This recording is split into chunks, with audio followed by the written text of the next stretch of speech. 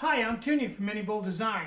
I have my product built, so now I can sit here on this really gorgeous afternoon when it's like 80 degrees out there, not a cloud in the sky, and talk.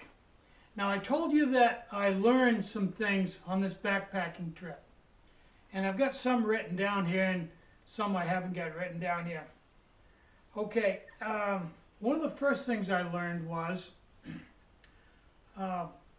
don't give somebody a tripod with a camera on it when they've already got hiking sticks in both hands and overwhelm them with gear when they're standing waist deep in water and they don't have good balance. That's a bad move. I gave my tripod to Robert, who already had 2 hiking sticks and was walking through silt and having a hard time walking along because you get your foot caught and it'll throw you off balance and you're in water. In the end, he lost his balance and went deep 6 with all of his gear and my camera. Luckily, I didn't like the camera that well because it was too small to really work with. It was almost a joke, it was so small. And I bought it small because I was thinking it would be really compact for the backpacking trip. But it turns out I would have been way better off to have bought a full-bodied SLR with some size to it. It just turns out better video and it's much easier to use, has a lot more features, and it doesn't take up that much more room in your pack. So I learned that. The second thing I learned was when I was setting up my hammock, the first thing I did was when we got there, I immediately found a place to set up my hammock before a bunch of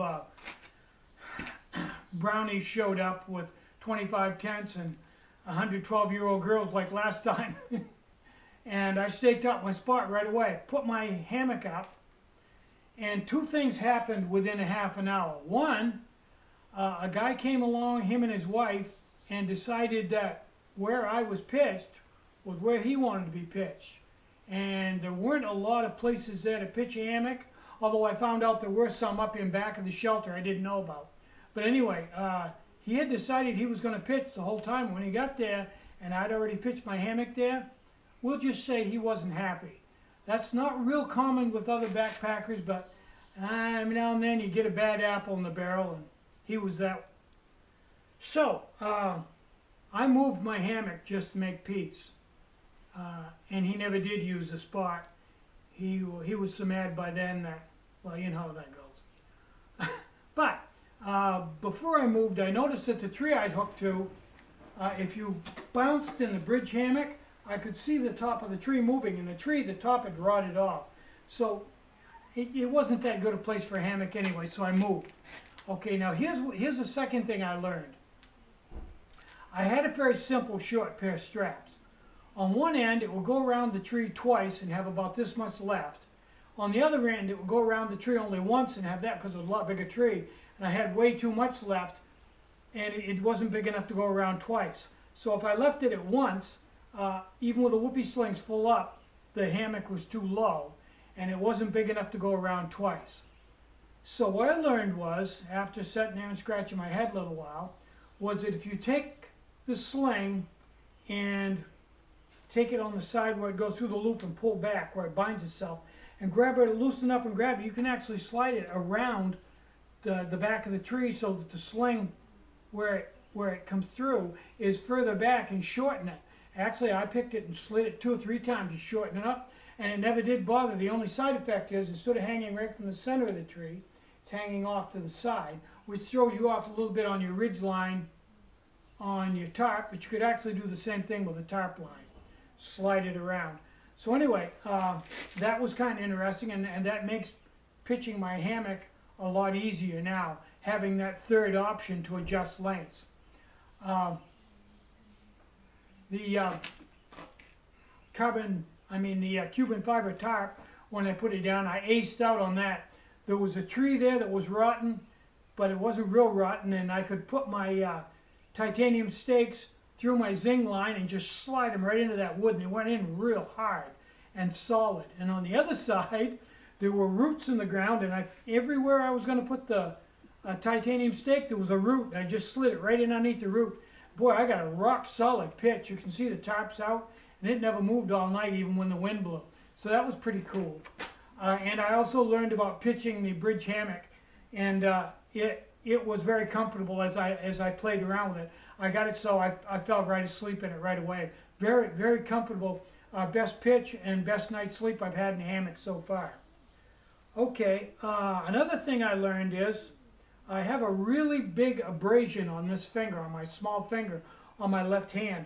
And if you watched me cross Long Pond Stream with one hand full of gear, trying to run that line with one hand, I got into one place where I couldn't lift my hand up high enough to slide it, so I just had to slide it right on the rope, and it really abraded that finger badly. So that told me that in future hikes, it wouldn't be a bad idea to carry just a light pair of gloves.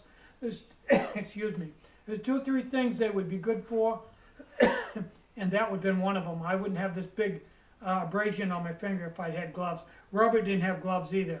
Second thing is, when you're going to do something like that, put all the stuff on your pack so you got both hands. That's a no-brainer. And that's basically everything I learned on this hike, which really, when you stop and think about it, is a lot. I plan for my next excursion to kayak over to the island and spend the night on the island in a hammock.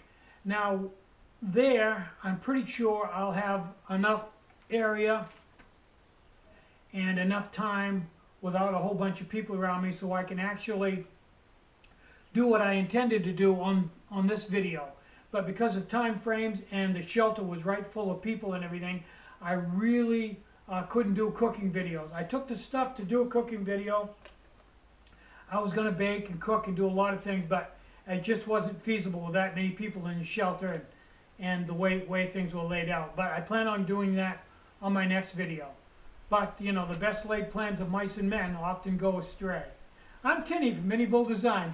Get out and hike, take a friend, enjoy the great outdoors, and more important than anything, try to have a really great day.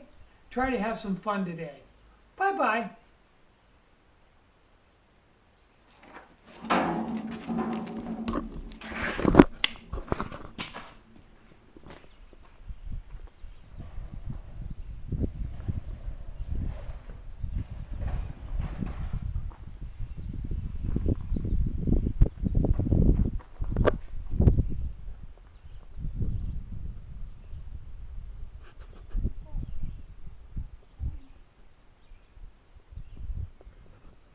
What you up to, Mom?